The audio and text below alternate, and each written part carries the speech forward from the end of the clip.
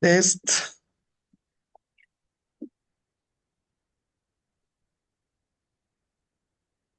Muy buenos días. Ahí está. Buenos días. Aquí dice que sí, jalo. Voy a compartir pantalla y vamos a seguir con nuestros pendientononones. Voy a ver. Ahí está el rojillo, ¿no? Ahí está. Ay, sí. El jueves de una clase de filosofía del siglo XX de ontología del lenguaje y todo, y no la grabé. Digo, según yo sí la grabé porque veía la ruedita, yo no sé qué hice. 10 minutos se grabó. 2 horas de clase que la verdad pues no la preparé mucho y hubo preguntas muy buenas. Eso ayuda mucho a que una clase sea buena. Y 10 minutos, o sea, la subí a YouTube y me empezaron a decir, a escribir. Qué raro, nada más veo 10 minutos y luego la otra, qué raro, nada más veo 10 minutos. No, pues creo que no eres tú, soy yo. Ay, qué horror. Pero bueno, mi marido sale hoy de viaje, yo no sé si les pasa, cómo rinde el tiempo. No ha habido una sola mujer casada que no se ría cuando les digo esto, ¿eh? ¿Quién sabe por qué? Vamos a ver qué tanto podemos ver el día de hoy. Me gustaría muchísimo adelantarle hasta después de la epidemia de la muerte negra. Esperemos poder llegar hasta ahí. Cuando se nos muere este Juan 22, ¿sí se acuerdan que dijimos que la columna vertebral era el papado? Porque está muy relacionado, ¿no? Por el cautiverio de Aviñón. No porque ellos manden el mundo, sino porque fue cómodo para mí organizar la clase, ¿no? Con esta columna vertebral. El sucesor de Juan 22 fue el francés Benedicto XII. Él estuvo de papa de 1334 a 1342. A él le va a tocar, bueno, no le va a tocar, él ya va a tener suficiente dinero y suficiente instrucción o agenda de que los papas se quedaban en Avila. O sea, él ya no traía ni dudita ni esto, ahí se van a quedar en Avila. En verdad, ya él ya sabía a lo que iba, ¿no? Entonces, él va a costear la reconstrucción del viejo palacio. Por eso el vino se llama nuevo. Chateau Neuf, Chateau Neuf. Sí, Chateau Neuf du Pape. Sí, por eso se llama Castillo Nuevo. Esta reconstrucción del Palacio Papal para las personas se llamaba Castillo Viejo. Entonces las personas del siglo hicieron esa diferenciación y bueno, pues ahorita también vemos tenemos, ¿verdad? La etiqueta de este vino. ¿Qué es lo impactante? ¿Qué es lo maravilloso? Y bueno, yo creo que algunos de ustedes ya tuvieron la suerte de estar ahí. Es que el cautiverio de Aviñón duró mucho y los papas siguieron teniendo mucho dinero porque pues seguían en lo suyo. Por 30 años se siguió construyendo, reconstruyendo, embelleciendo, restaurando. Entonces, pues un palacio eh, donde tiene recursos, la verdad, sobrados. Sí llegó a tener niveles, tanto interiores como exteriores, de mucha, pero mucha notoriedad. Papal, Palacio Papal de Aviñón. Sí. El Palacio de los Papas llegó a ser uno de los edificios góticos medievales más grandes de Europa y fue lo suficientemente seguro como para recibir a los dignatarios eclesiásticos necesario para realizar todos los cónclaves del siglo XIV. Entonces, estamos hablando que el Palacio Papal, ay sí, qué bonito, pero realmente, pues es una de las fortalezas más robustas, más herméticas, ¿verdad? Que podemos notar, pues, en este siglo XIV. Va a haber otro. ¿Mandé? No, yo creo que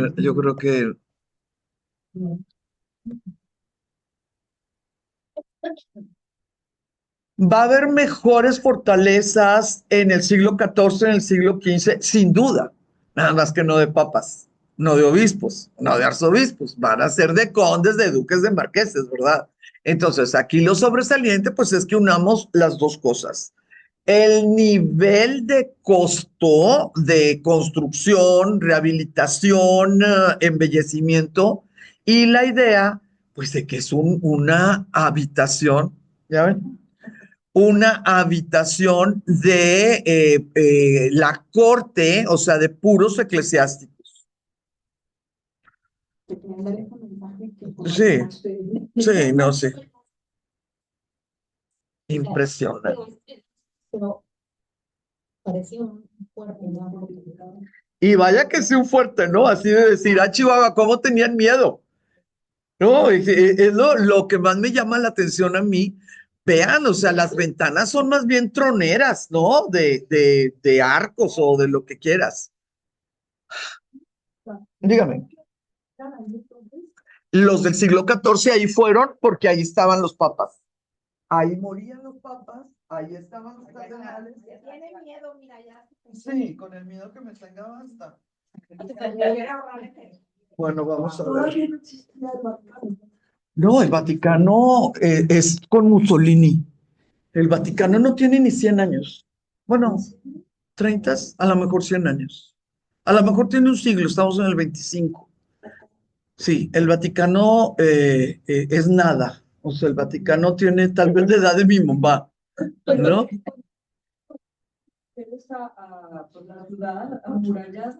No, a la Ciudad del Vaticano, es un país. El Vaticano es... Pero la basílica ya estaba, ¿no? Que era donde estaban los papas. Y ellos tenían territorios hasta San Marino.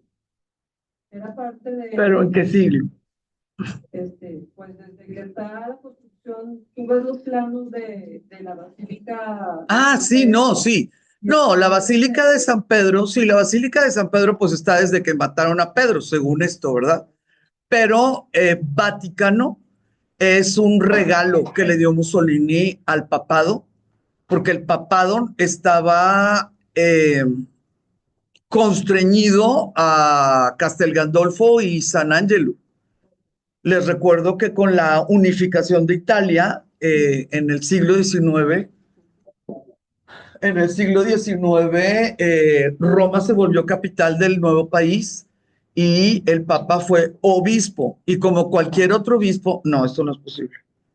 No, no, no, esto no es posible. ¿Qué hago?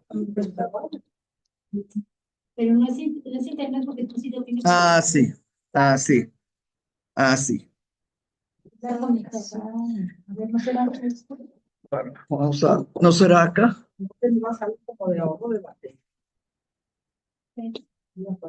Ah, dice. Sí. Conciencia de la ONU, de energía. Sí. Mejor cuando se pone la pantalla negra. Ajá. Ay. Dame unos 5 segundos y te informamos. Entonces, a ver, vamos a hacer un recorrido rapidito. Los estados papales van a ser la primera propiedad legal de los papas. Estados papales, así se llaman. Esos estados papales proceden del siglo VII, perdón, de los 700, del siglo VIII, ¿ok? Los estados papales van a ser la primera posesión. ¿Por qué digo primera posesión? Posesión, porque va a ser la primera vez que tengan derecho de cobrar impuestos, no nada más diezmo. Van a tener ejército, van a tener siervos, van a tener impuestos y además van a tener eh, sus diezmos, ¿no? Eso va a ser en el siglo, otra vez, en los 700 es el siglo VIII. ¿Cómo lo sabemos? ¿Cómo nos acordamos? ¿Cómo no pasa nada? Porque fue el papá de Carlomagno. No, no, no hay duda, no hay nada. Es el papá de Carlomagno y él vivió en el siglo VIII. Entonces, esos estados papales, de ser una cuarta parte de la península itálica terminaron siendo una tercera parte de la península itálica. Y ahí es donde puedes incluir pues a San Marino, ¿no? O sea, porque era del Adriático hasta las posesiones en el Mediterráneo, ¿sí? Esos son los estados papales. Esos estados papales con ejércitos desde el siglo VII hasta el siglo XIX, pues era el gran pleito que los hemos visto aquí con el Sacro Emperador Romano, ¿no? Porque los estados papales querían ir para arriba y el imperio, ¿verdad? Y el imperio germánico, pues lo que quería era que fueran para abajo. Por eso nosotros tenemos Trieste, Milán, Venecia, etcétera, pues ahí en el estira y afloja. A mediados del siglo XIX, cuando empiezan las guerras, pues a veces guerras civiles, a veces revoluciones, ¿verdad? De lo que se llama la unificación italiana, así se llama, unificación italiana. Cuando ganan con la familia de Saboya, el Papa es desposeído igual que los nobles. Igual que los nobles, pues esto fue una revolución patriótica, republicana, democrática, etcétera. A pesar de que tuvieron un rey, igual que nosotros tuvimos un emperador con Iturbide, no se nos ocurre otra cosa, o sea, somos, pero buenísimo. Y él como obispo, pues como cualquier otro sacerdote, obispo, lo que sea, pues iba a tener su residencia y su trabajo. Entonces, su residencia, pues se le dio Gandolfo y San Ángel. Cuando las cosas ya estuvieron muy, muy, muy fuertes con el fascismo, antes de la Segunda Guerra Mundial, hubo una situación ahí, pues, conspiratoria, dudosa, enigmática, lo que quieras, y a través de un concordato se le otorgó esa cantidad de kilómetros cuadrados que nosotros le llamamos Vaticano. Sí, son kilómetros cuadrados específicos. La gente que nace ahí, que pues me muero de la risa porque, ¿por qué va a andar naciendo gente ahí? ¿Por qué va a haber bebés ahí? No, pues hay secretarias y guardias, ¿no? Pero la gente que vive ahí, pues tiene su pasaporte del país, ¿no? Del país. Pero absolutamente pre-Segunda Guerra Mundial. El nombre pertenece desde tiempos de Rómulo y Remo a una de las colinas de Roma. Por eso se llama Vaticano. Entonces el nombre sí es muy antiguo, que fuera la sede universal del papado, pues es del tiempo de Mussolini. ¿Cómo vamos ahí? Bueno, entonces voy a regresar. Estamos en Aviñón y me da mucho gusto que hayan sentido esa situación de fortaleza y hacer una relación directa al miedo, ¿verdad? Si tú no crees que estás en peligro, no vas a estar haciendo este tipo de edificaciones. El palacio, además de su tamaño, es una fortaleza sentada en una piedra. Esta piedra se llama bueno, se oye muy lindo en francés, pero Amos. Esta piedra se considera que es inexpugnable, ¿sí? Porque ni la puedes escalar, ni la puedes quemar, y si tú estás tratando de llegar, pues los de arriba te ven perfectamente lo que es el terraplén, ¿sí? No es algo así, lo que quieres. Es un ejemplo de la plenitud del estilo gótico internacional. Una vez más, le vamos a decir gótico internacional porque eran maestros cieneses en Aviñón, muralistas franceses en Roma, de la República de Venecia en Florencia, florentinos en París, ¿sí? Todos funcionando en gótico, sí, porque era el nombre que se le dio. No quiere decir que todos sean lo mismititito, pero es el nombre que se les dio. Pero no podemos decir que existió en el siglo XIV un gótico florentino, un gótico, porque viajaban Y en un solo edificio, vamos a tener decoraciones o arquitectura de diferentes procedencias, ¿sí? Las principales, claro, romanas, florentinas, sienesas, y más adelante flamencas, así le decimos a los de Flandes, ¿verdad? Flamencas. Voy a hacer tantito más chiquito este plano para que lo podamos ver. Vea nada más, por el amor de Dios.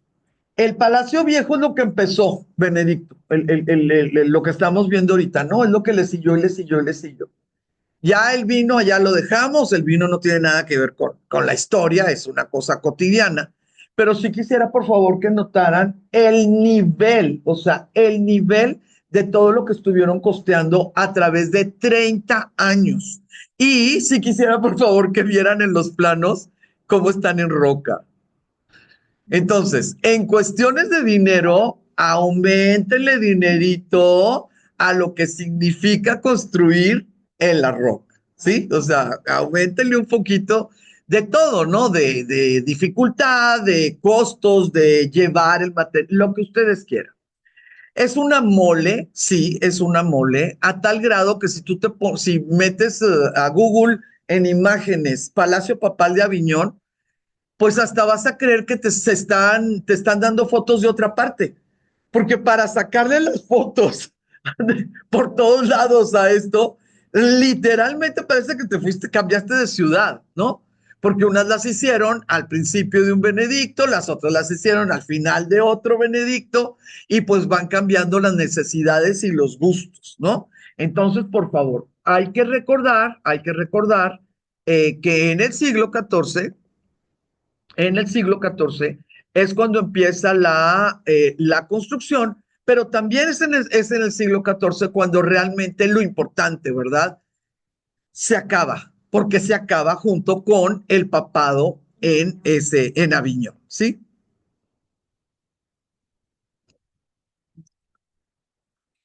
Son cosas de veras, o sea, de llamar la atención. Eh, Muy probablemente, si pensamos un poquito en el ser humano, muy probablemente, si no hubieran hecho esta mole, a lo mejor hubiera durado menos. Pero este es un despliegue de poder que no lo pudieron comparar los romanos, las personas que se quedaron en Roma. Entonces, ¿tú a quién le vas? Pues, ¿verdad? Sí, ni le vas a estar dudando, porque al final de cuentas, en este siglo, no es que fueran vicarios de Cristo, sucesores de Pedro. Sí, o sea, la cuestión espiritual no era la que mandaba. Entonces, tú aquí, ¿por quién vas a votar? Pues por el gallo más malo, ¿no? Porque sí pueda realmente hacerle daño a su contrincante. Entonces, la arquitectura no tiene una relación directa con un voto, ¿verdad? Con un cónclave, pero los despliegues de esplendor, de riqueza, de poderío que implica una arquitectura, eso sí tiene una relación directa con las decisiones que toman los votantes o los ejércitos. Sí, muchas veces los generales o los soldados pues dan una visita pues a ver si les conviene seguir, ay, no sé, dando la vida, ¿no? Por esta bandera, o ya de plano decir, no, hombre, ni la vamos a hacer. Esta es una de las capillas, totalmente vacía actualmente, pues no es de un papa, ¿verdad? Eh, pero vean los tamaños. Ya que andamos por aquí y a lo mejor vamos a recibir a mucha gente, hagámoslo para no andar ahí con apretadencias. Esta era una capilla, sí, sí, era una capilla. Sí, también había palacios, digo, salas de audiencia, que eran 4 veces más grande que esta. Había salas de espera, todo lo que eran las habitaciones estaban muy bien pensadas con pasillitos para que si alguien trataba de asesinar a alguien, pues de aquí a que saliera en los pasillitos, pues alguien lo pudiera apresar o corretear, cuando menos, ¿no? Muchas cosas hechas en momentos donde las intrigas palaciegas eran tan peligrosas como los problemas de afuera, ¿sí? Sí, hombre, tanto envenenado y ay, se murió de un dolor y lo veía así negro, ¿no? Esponjándose del envenenamiento. Pues sí, de un dolor, pero de una agonía espantosa. Es el Palacio Papal de Aviñón. O sea, lo vas y lo visitas. Sí, sí. No, no creo que sea totalmente turístico por el tamaño. De seguro hay oficinas del municipio, ¿no? Pero sí, es para presumirse, ¿no? No, es francesa. Sí, cuando las revoluciones. Es que acuérdense que en Francia todo es historia. Antes de la Revolución Francesa y después de la Revolución Francesa. Inclusive los cementerios. Porque de la Revolución Francesa para atrás, sí sabes dónde enterraron. Y de la Revolución Francesa para adelante, pues no sabes dónde estén los huesos. Sabes que lo enterraron ahí, pero solo Dios sabe dónde están los huesos, ¿no? Porque sí hubo muchísimo cambio de todos tipos. Quisiera, por favor, ya que estuvimos viendo a Zimbabue y ya que estuvimos viendo a Dusho y ya que estuvimos viendo a Yoko, ¿sí? Quisiera, por favor, que pensáramos en Simone Martini. Él va a ser el siguiente eslabón. Y para el siglo XIV nos vamos a quedar aquí. Sí, o sea, hay mucho más, pero bueno, nos vamos a quedar con Simone Martini. Fíjate que Simone Martini es fabuloso, o sea, es grande, realmente es grande. Y sabemos muy bien que estuvo en Aviñón y sabemos muy bien que lo llevaron por la magia que hacía con sus pinturas, pero no sabemos qué pintó. Se destruyeron, se desarmaron o se quemaron o se oxidaron o las destruyeron o lo que quieras. Entonces, pues que este pedacito fue de Simone Martín. Ok, sí tenemos un pedacito, pero eso no quiere decir que sepamos lo que pintó, ¿verdad? Tenemos los títulos, sabemos los títulos de las escenas, ¿no? De la decoración, pero no las podemos admirar. Entonces, les voy a dar un ejemplo, el que más me gusta a mí, pues ni modo, de la Anunciación, nada más para que nos demos una cuenta, digo, perdón, para que nos demos cuenta de cuál es el estilo y pues en nuestra cabeza podamos ver la diferencia con aquellos crucifijos de Zimbabue, ¿sí? De que parecían casi como títeres, ¿no? De madera. Entonces, ¿mandé? No, del Palacio Papal no hay. Ah, sí, sí, sí, sí, sí. Sí, sí, sí, él es cienés, él es maravilloso, él es wow, ¿no? Es wow, wow, wow, wow, wow.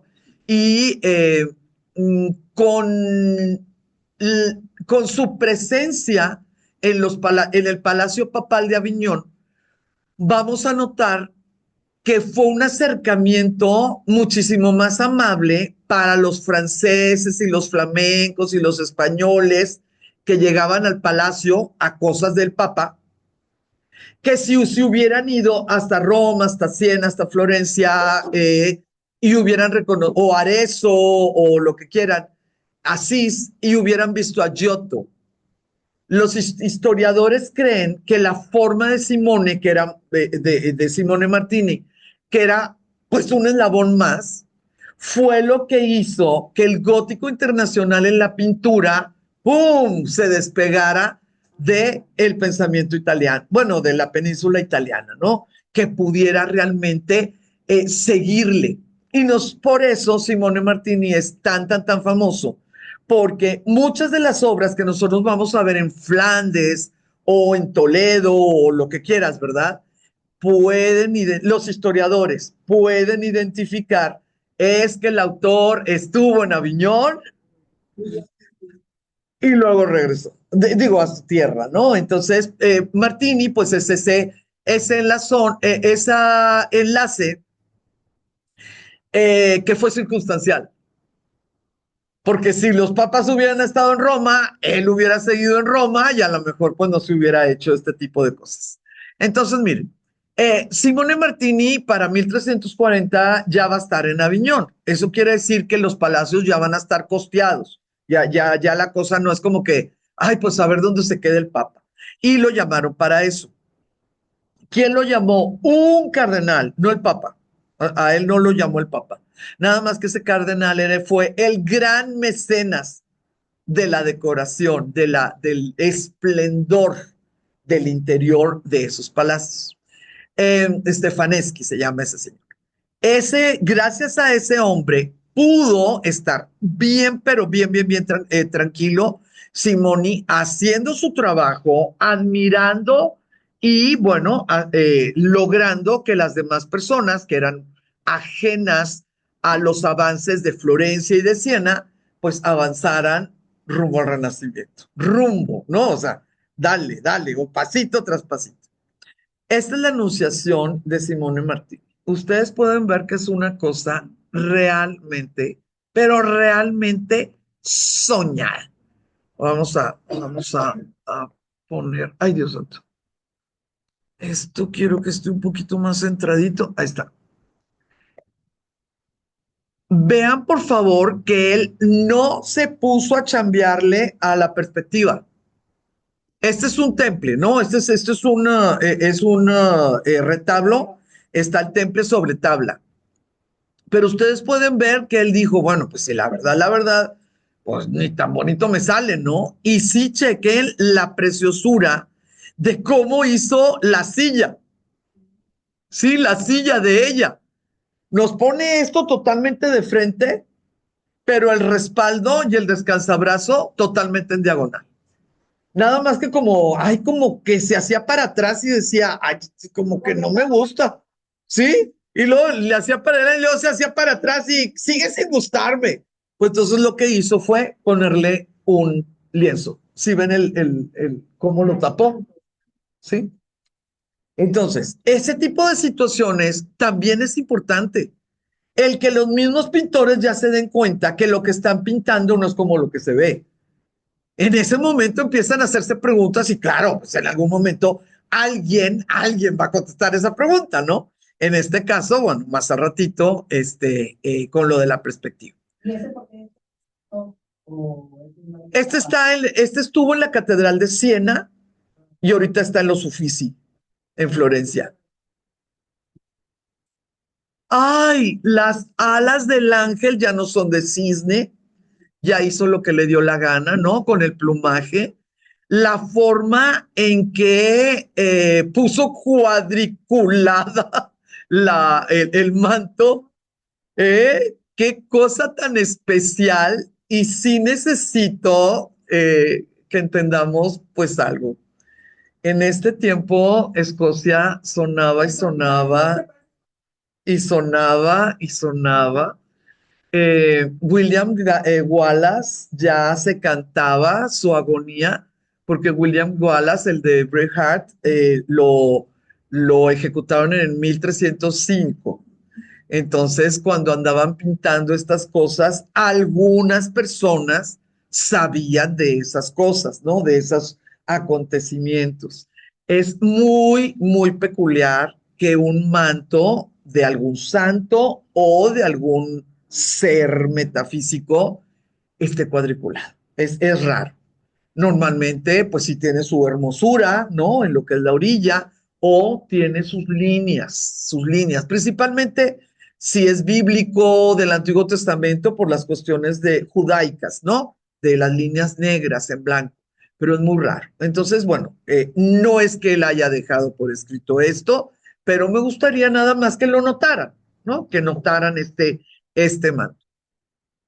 Otra de las situaciones que sí me gustaría que vieran son lo que es la posición de los cuerpos. Está pero muy bien trabajados los mantos. Estamos abriendo el siglo XIV, muy bien trabajados los mantos. Podemos notar, porque ustedes ya se lo saben, que no le alcanzó para el lapislázuli y que utilizó azurita en el manto, porque está súper oscuro. Pero también tenemos esa hermosura que hasta en la actualidad pues es parte del mundo católico cristiano, ¿no? El azoro. azoro, el asombro de la Virgen. No tenía por qué asustarse, no tenía por qué enojarse, no tenía por qué, tenía que, su cuerpo y su carita tendría que ser una combinación entre asombro porque estás en mi recámara, pero curiosidad porque eres un ángel. Sí, es azoro. Y esa era una regla escrita por la iglesia. Pero sí quisiera que vieran que tiene un libro, no tiene un rollo, ¿sí? Tiene un libro. Entonces, ese tipo de cositas son muy nuevas en el momento que se hicieron y fueron aceptadas, ¿no? Fueron aceptadas por, en este caso, los cieneses, porque fue de un cienés, pagado por cieneses, hecho para cieneses. También la idea de la limpieza o de la eficiencia de la composición, porque ustedes pueden ver que no es que no supiera hacer las cosas, ¿verdad? O sea, ve, por ejemplo, el trabajo, ¿sí? Vean el adorno de la marquetería, ¿no? De lo que es el trono.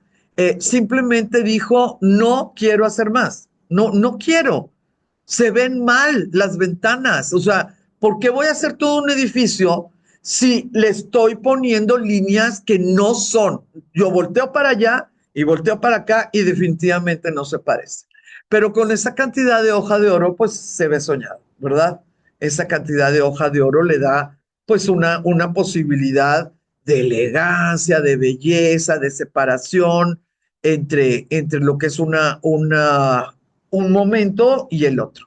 Entonces, el mundo creativo, el mundo decorativo de Simone Martini se va a cruzar con otro genio. Yo no sé si ellos nomás si los genios se huelen, o yo no sé qué pasa, ¿no? Porque ¿cómo es posible que puedan ser amigos así? Ay, pues es que estamos en la misma ciudad, vamos a ser amigos. Fíjese que Simone Martini fue amigo de Petrarca. Imagínense nada más.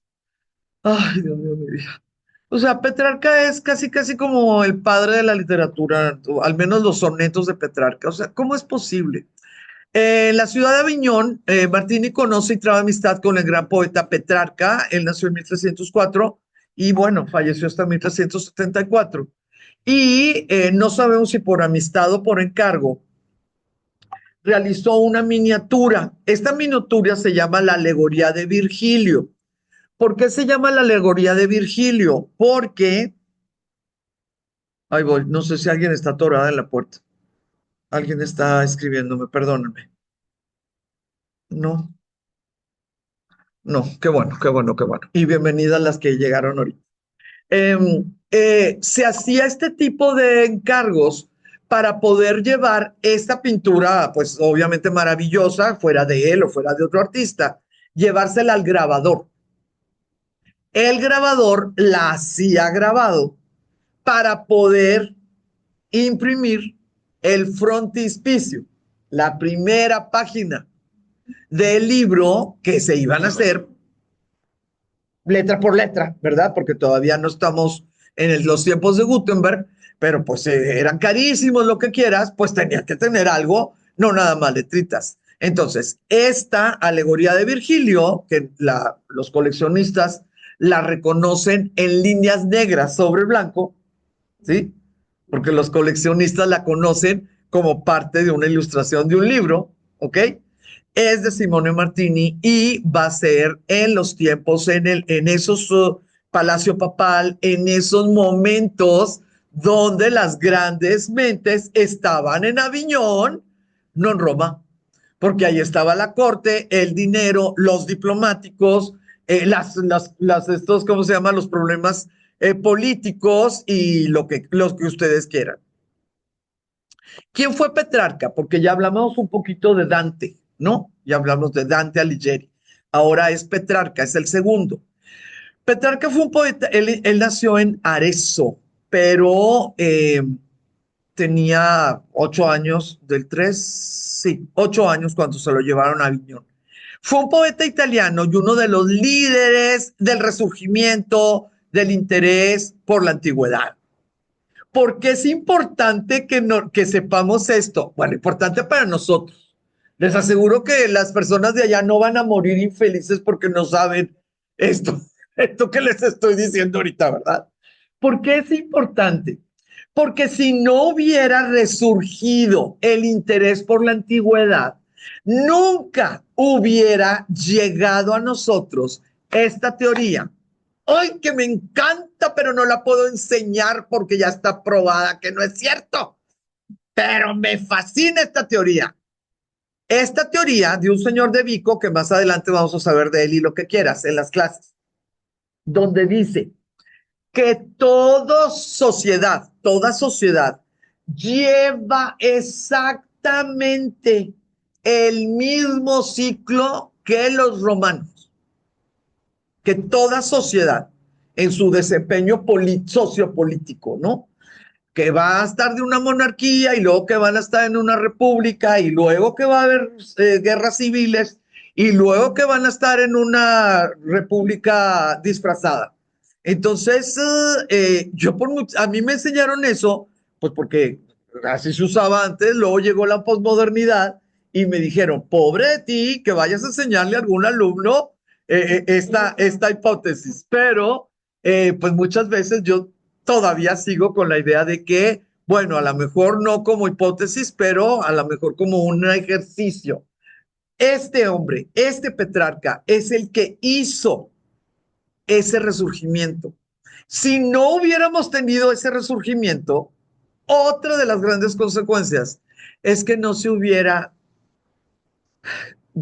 no despertado, bueno, a ver, no se hubiera logrado el respeto a los pedazos de mármol que había 30 centímetros abajo de cualquier pedazo de Roma. Nunca hubiéramos tenido a Laconte, nunca hubiera existido la Capilla Sixtina de Miguel Ángel como está, ¿sí? ¿Por qué? Porque hubieran sacado los pedazos de mármol, los hubieran tirado, porque pedazos de mármol, pues imagínense todo lo que no hay, ¿no? Digo, en cada una de las excavaciones.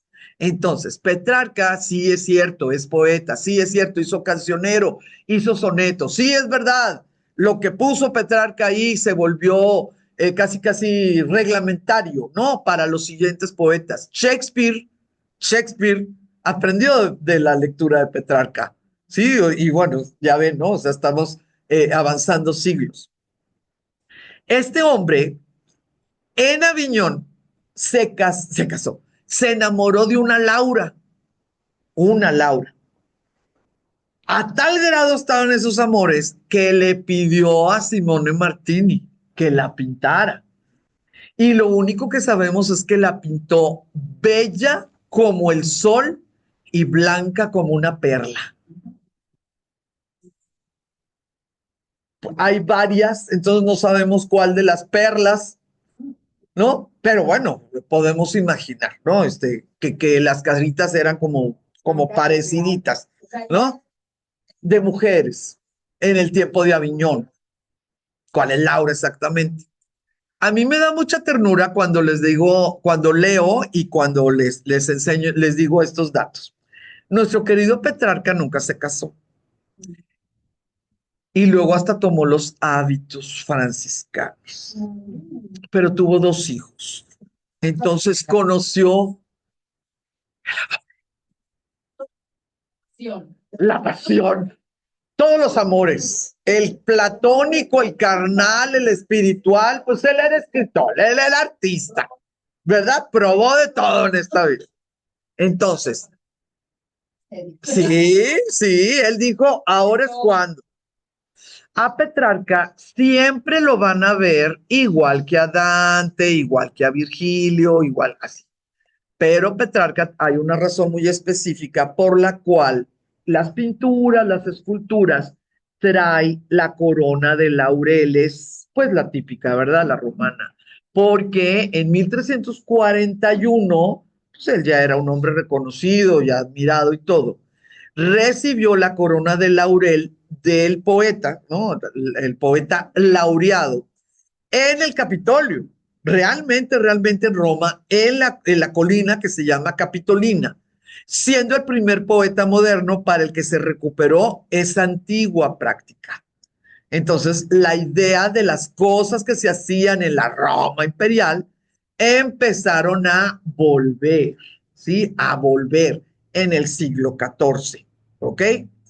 Va a pasar un tiempo y las nuevas generaciones, que son las que hicieron el Renacimiento, dijeron, qué banalidad el recuperar la Roma imperial si ellos fueron lo que fueron gracias a los griegos. ¿Sí? ¿Me estoy explicando? Entonces nosotros vamos a tener que a lo mejor sí tenían las entregas de las coronas de laureles, ¿verdad? Pero también hubo pues la revaloración de Platón, de Sócrates, de Aristóteles, de Safo, de lo que quieran, ¿verdad? Lo que se pudiera encontrar. Y en el tiempo del 14, que es proto-renacimiento, cuando ustedes vean togas o vean laureles, estamos hablando de Imperio Romano, ¿sí? Pero en el tiempo del Renacimiento, cuando ustedes vean togas, estamos hablando de Atenas. ¿Ok? Es más allá de la antigüedad, más allá de la antigüedad. Esto ya lo dije, esto también ya lo dije. Dígame, y cinco, al 5. Sí, Dima. No. Eh, Imperio Romano de Occidente, uno, 2 y 3. ¿Qué es lo que tú me estás diciendo? Imperio Romano de Occidente y Oriente, uno, 2, 3, 4 y 5. Con, no, bueno, con Constantino se hace el de Oriente, exactamente.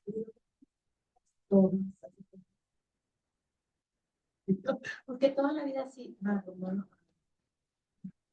no había ubicado eso. Ah, Que ves togas y es romano, o ves togas y es griego, sí. Va a haber diferencias que podamos. en la vestimenta, Digamos, vemos esto y vamos a saber. yo creo que sí, porque los romanos como tal, como imperio, sí traían su diferenciación, por ejemplo, de la familia. Entonces nosotros podemos ver que traían su toguita y arriba traían este pectoral, ¿no? Que se amarraba con cueros, ¿verdad?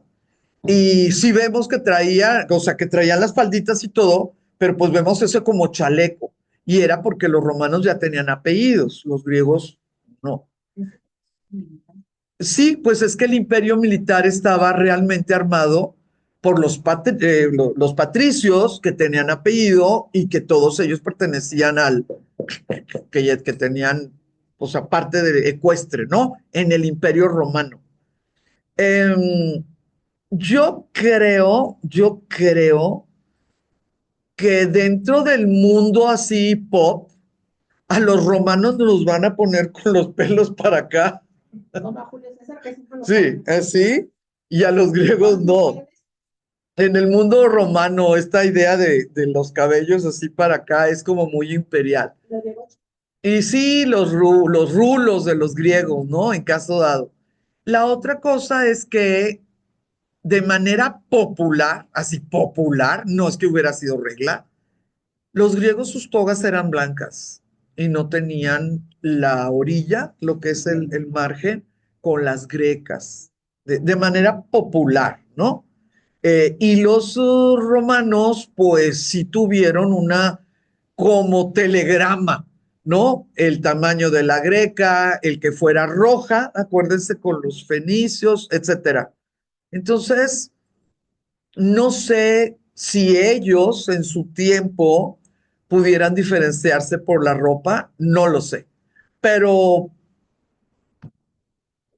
ok. Ok.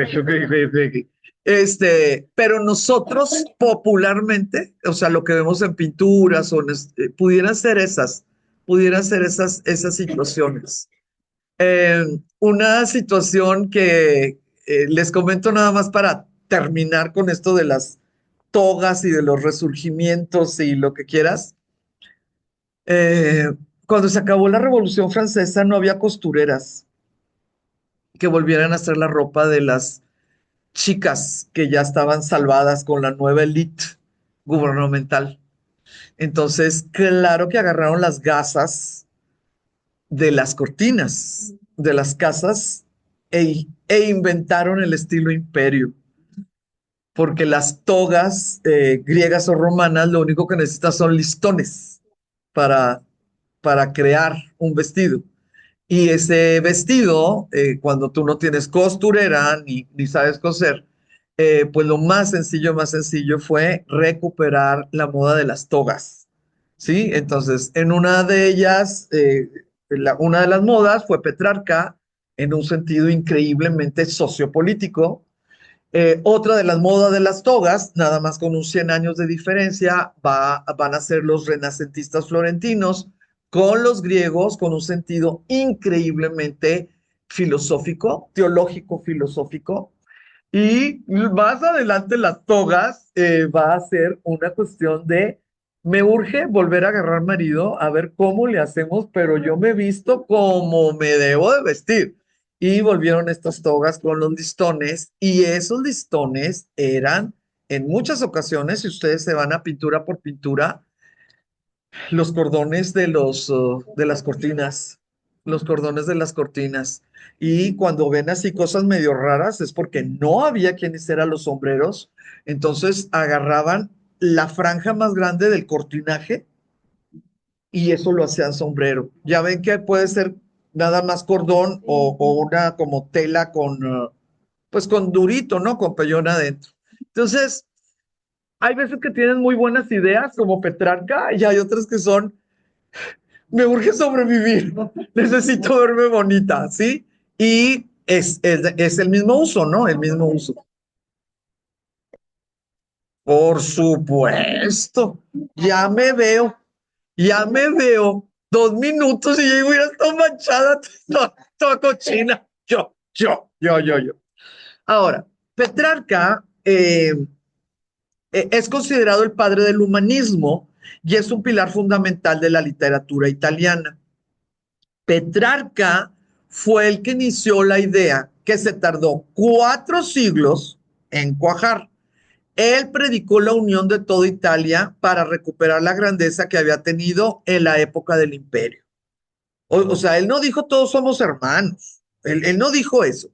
Él dijo, queremos volver a ser grandes, volvemos a una sola, un solo gobierno, cada uno haciendo lo suyo como en el imperio, pero siendo ciudadanos de un solo espacio, siendo ordenados, pues por una sola cabeza. Él fue Petrarca.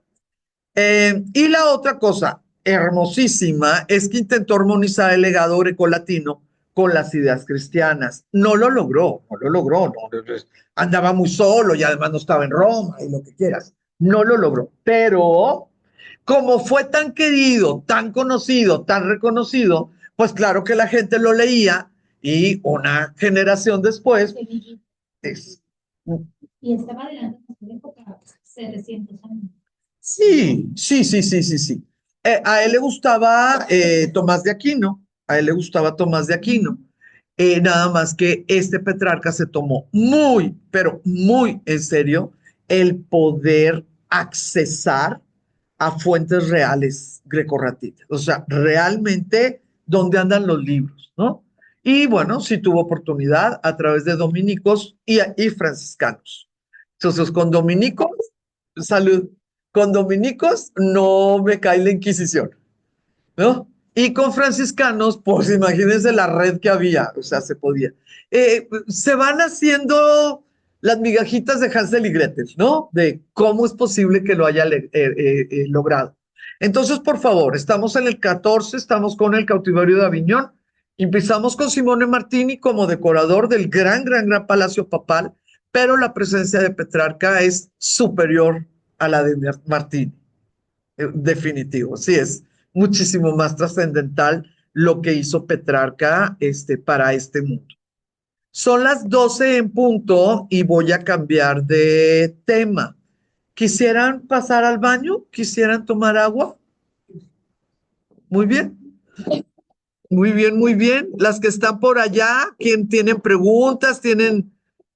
Gracias.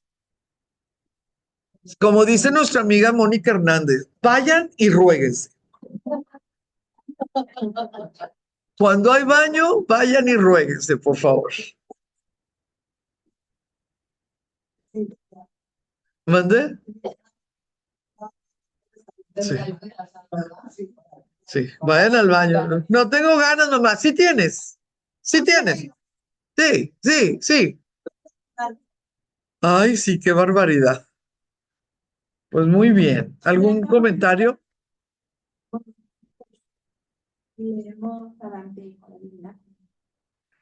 Ay, sería un pachangón. No, hombre. Sí sería una pachanga porque estamos hablando como de 300 personajes entre mitológicos y reales, como unos 300 personajes.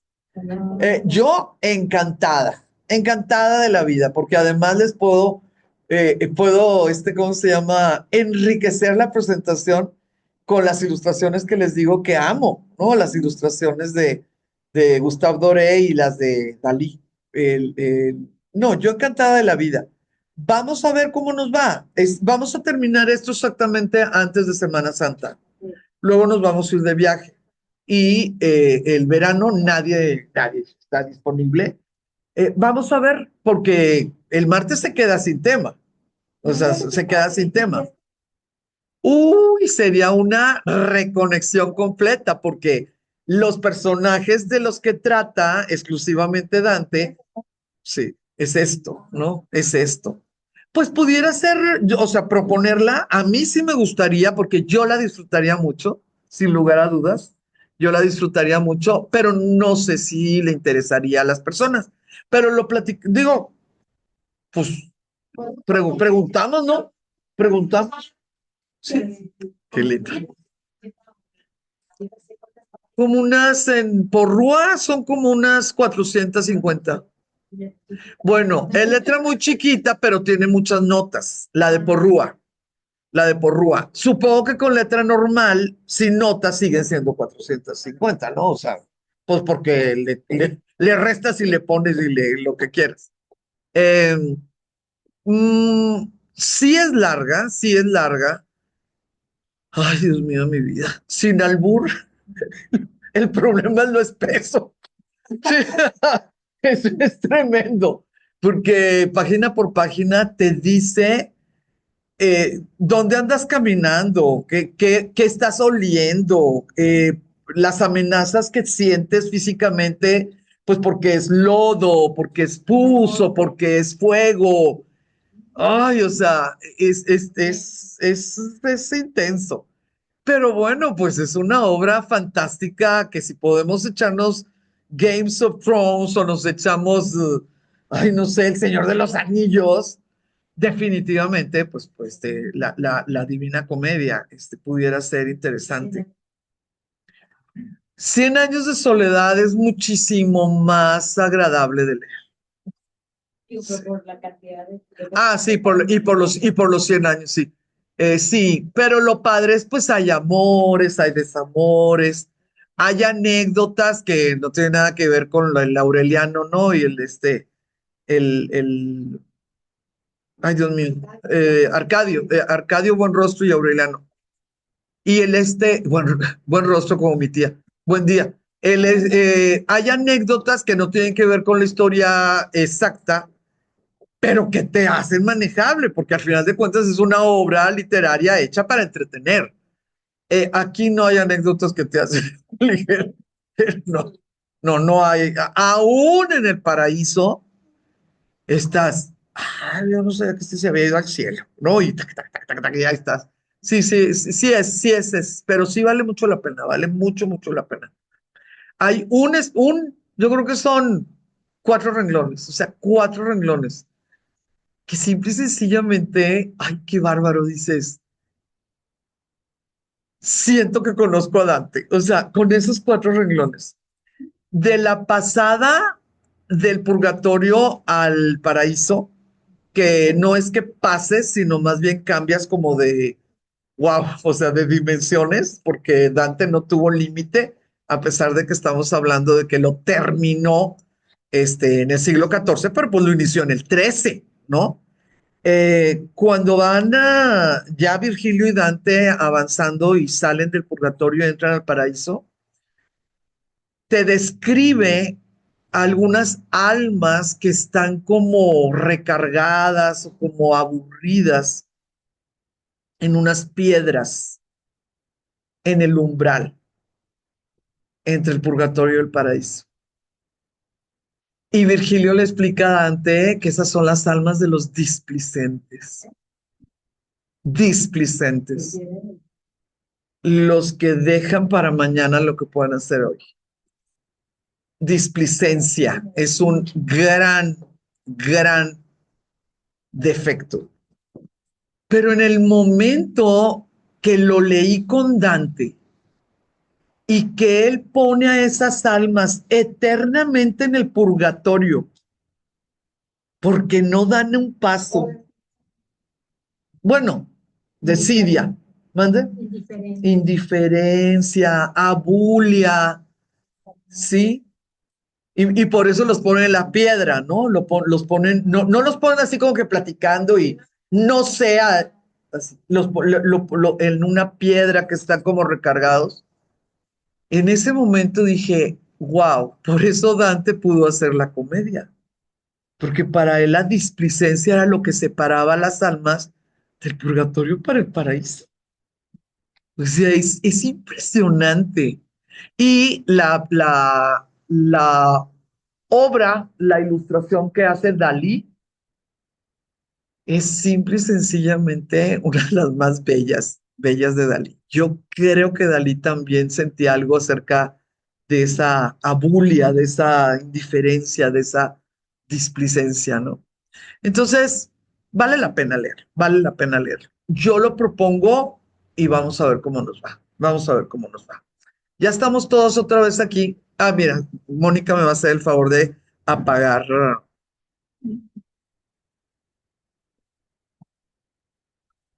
Dice, you are screen sharing y, y dice que estoy grabando. Si no estoy grabando, me voy a morir y le voy a ir a dar un cintarazo a Ana Carolina, porque ella fue la que me dijo que pausara en los estos, en el recreo. Pues ahí está el rojo, a ver cómo fregados me va. Ay, qué miedo me da. Vamos a ver. El interés de este hombre, ¿verdad? De Benedicto XII por pacificar a la Francia meridional fue también lo que le llevó a mediar entre el rey de Francia y el rey de Inglaterra antes del estallido de la Guerra de los 100 Años. Ok. Nosotros ya sabemos de los desgarriates de que este pedacito del continente es mío, que el de este continente se nos fue en el 1066, eso se los platiqué con Guillermo el Conquistador. Entonces, que si es Anjou, que si no es Anjou, que si se habla francés, que si se habla inglés. Ok. Tenía que cobrar factura. O sea, una situación tan compleja, tan fuera de lo correcto, pues porque no hay tantas islas, ¿verdad? Alrededor del continente tenía que cobrar la factura. Y esa factura, pues va a ser tan mal llevada, va a ser una prueba tan increíble del equilibrio de fuerzas entre Francia e Inglaterra que va a durar casi 100 años. Se le llama la Guerra de los 100 años, ¿verdad? Pero no, son 100 años exactitos. Quisiera platicarles algunas cosas porque hay mucho chisme caliente que mata a la gente y así se van un poquito más, ¿verdad? Así como, ¿verdad? Así, ¿no? Descansadas, descansadas. Vamos a ver cuánto avanzamos y entre lo que es dato histórico y lo que es dato como biográfico, ¿no? Lo que nos dicen las crónicas acerca de los involucrados. Entonces, miren, es muy importante el 3, Eduardo III, porque tenemos un Eduardo I, un Eduardo II y un Eduardo III, y pues siempre como que es el desgarriatito, ¿no? De que se llaman igual y pues lo que quieran. Es bien fácil. El 1 se van a acordar de Braveheart, no de Mel Gibson. Por favor, se van a acordar de Wallace, ¿ok? El 1 se van a acordar de Wallace. El 2 pues le van a tener lástima porque le fue como en feria y lo destituyeron, ¿ok? Y el 3 es el de la guerra de 100 años. Entonces, el 1 va a ser que el problema con Escocia y con todo el mundo, con Gales y con Irlanda y con todo el mundo.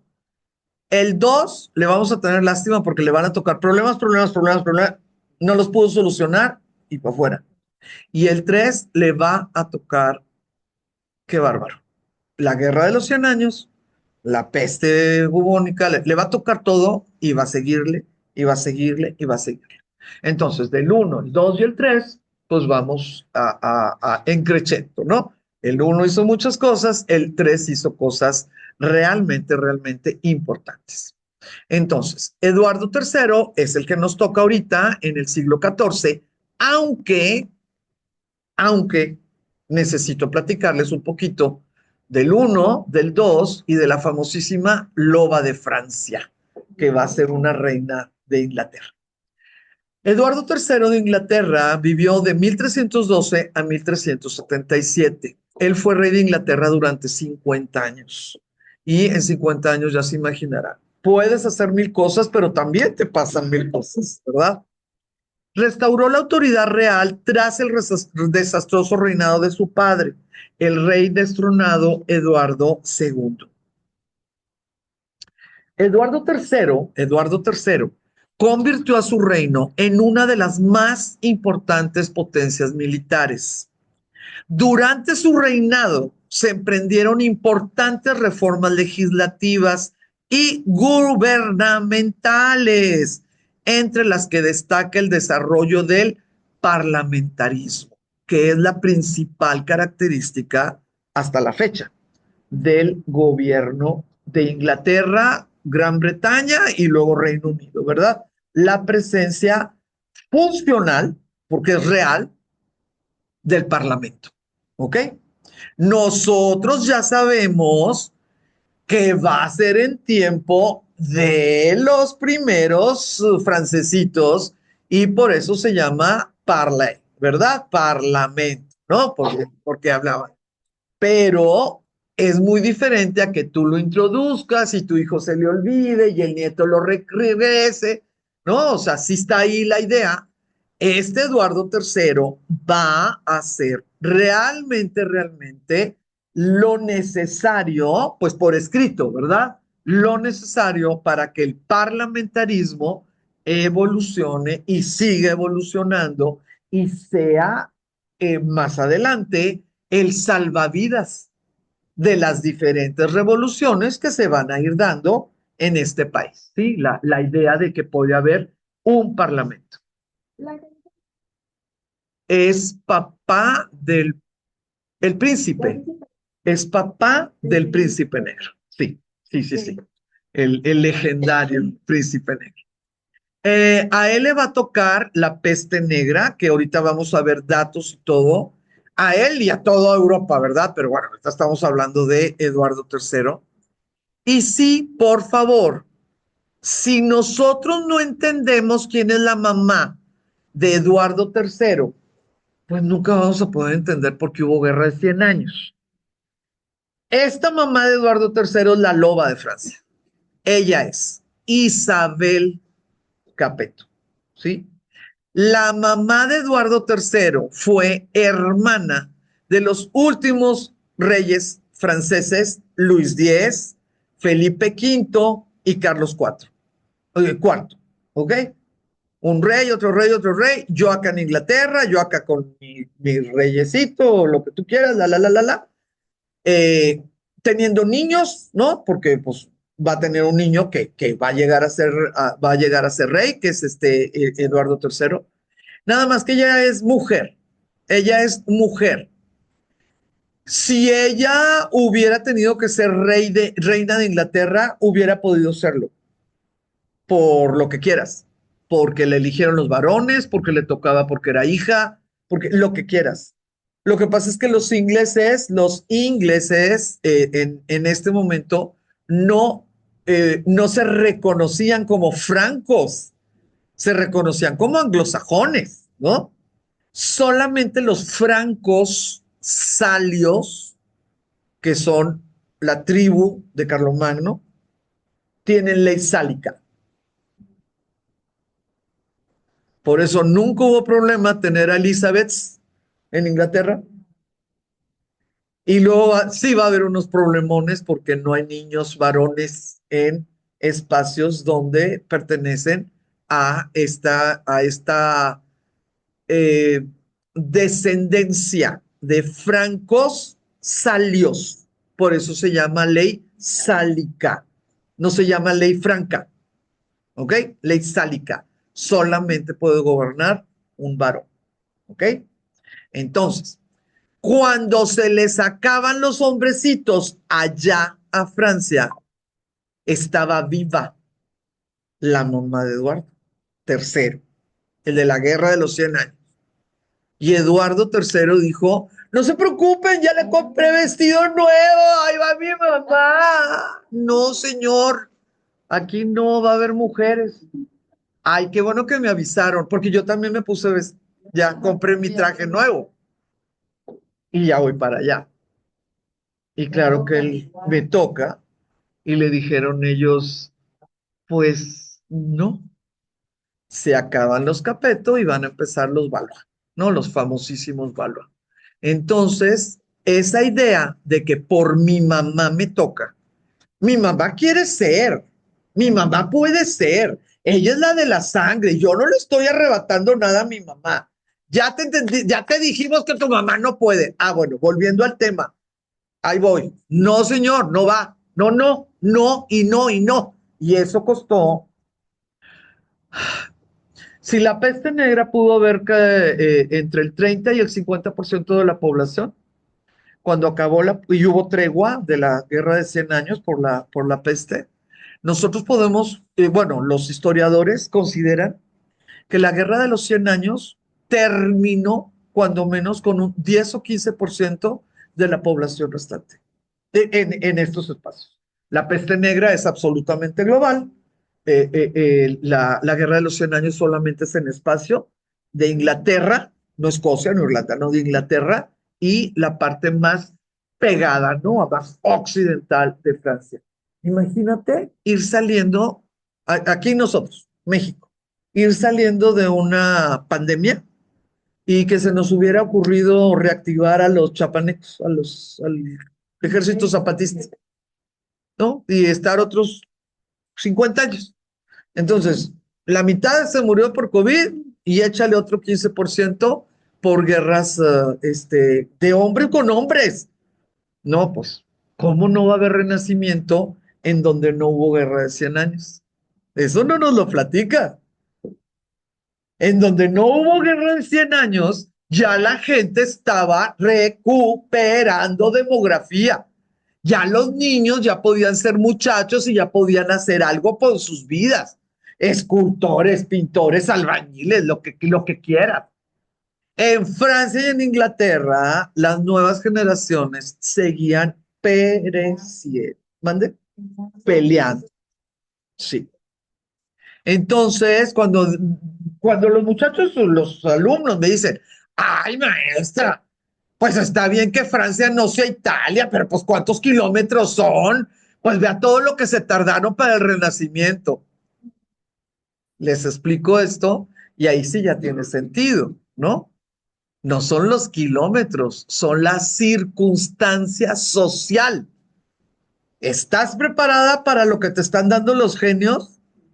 ¿O no estás preparada? Pues sí, no es una cuestión de on-off, ¿no? Ay, qué bueno, ya llegó un genio, voy a ser yo a su nivel, ¿no? O puedes recibir lo que te están dando los genios, o te esperas. Te esperas a que la nueva generación ya esté un poquito más bien alimentadita, ¿no? Y que pueda hacer las cosas. Es bien, bien, bien duro. Antes de la posmodernidad, inventaron la historia es geografía. Y todo lo que estudiamos, las que damos clases, lo tuvimos que volver a estudiar por geografía y clima. ¿Sí? Si era la inundación, si es el monzón en India, si es la helada en Rusia, así, ¿verdad? Antes de que la posmodernidad no hubiera nada. En la actualidad, lo que te están buscando, lo que te están diciendo son los cambios demográficos. ¿En qué momento la demografía te daba la oportunidad de recibir una revolución industrial o de recibir una república o lo que quieras? Entonces, como verán, pues yo me la paso muy divertida, ¿verdad? Como los contadores. Cada vez que se le ocurre a alguien inventar una nueva manera de ver la historia, pues yo tengo que empezar otra vez. A ver, al ratito voy a empezar a recordar lo que ya se me está olvidando, no tanto lo que están diciendo estas gentes. Quisiera darles rápidamente algunos muy buenos chismes, muy buenos chismes. Fíjense, les voy a platicar un poquito de Eduardo I y nada, ¿no? De Eduardo II. Eduardo I fallece ya en el siglo XIV. Entonces, lo que él le dejó a Eduardo II, pues es siglo XIV, ¿no? Que es nuestro tema. Eduardo, antes de ser rey, ahí fue a dar a la novena cruzada, que nosotros sabemos que mucha gente ni siquiera le pone novena. O sea, la mayoría de los libros te dicen que hubo 8, ¿no? Y que la 9, pues no fue, no fue, ¿no? Bueno, este pobre era príncipe. Oye, y cuando venía de regreso, obviamente derrotado, lo alcanzaron los mensajeros de Inglaterra porque su papá había fallecido. Entonces, pues córrele, ¿no? Así córrele. Em, este Eduardo I va a hacer muchas cosas, muchas cosas. Eduardo II debió de haber seguido, debió, porque los problemones que tuvo Eduardo I, él los solucionó. ¿Le dejó problemones a su hijo? Sí. Igual que él recibió, ¿no? Problemones. ¿Le dejó Eduardo II problemones a Eduardo III? Pues claro, por supuesto que sí, imagínate. Hasta lo tuvieron que destronar para que ya no siguiera regando el tepache, imagínate. Y lo pudo solucionar. Ay, bueno, ¿qué soy yo o qué? ¿Lo cambió? No sé, algo. ¿Cómo estás? Al 100. Conectas ya de la cara. Sí, lo vamos a... ¿Me haces el favor de que... Ahí, muchas gracias. Creo yo, comerse una cosa y se carga suficiente.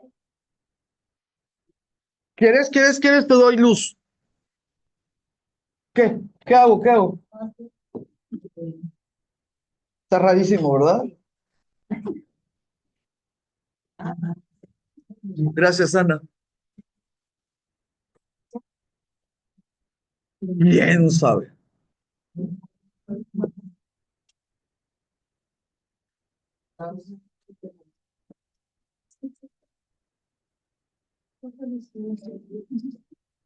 Está apagado el proyector, ¿no? Sí. Yo creo que era apagado el proyector que desconectaron. No, no. No, porque la... Sí, Que tiene la cara completa. No necesitas la cara. Sí, lo que está miren, fallando es sí, ese cortocircuito del proyector. Miren, no crean que traigo. Vamos a seguirle, porque la verdad me estoy muriendo. Sí, hasta que se le dé aquí el antojo. Ay, Dios santo.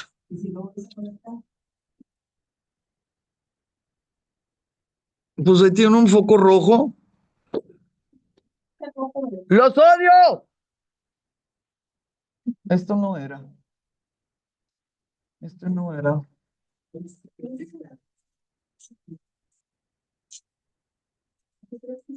Ay, no, no. Sí, sí, sí le está dando el problema en la computadora.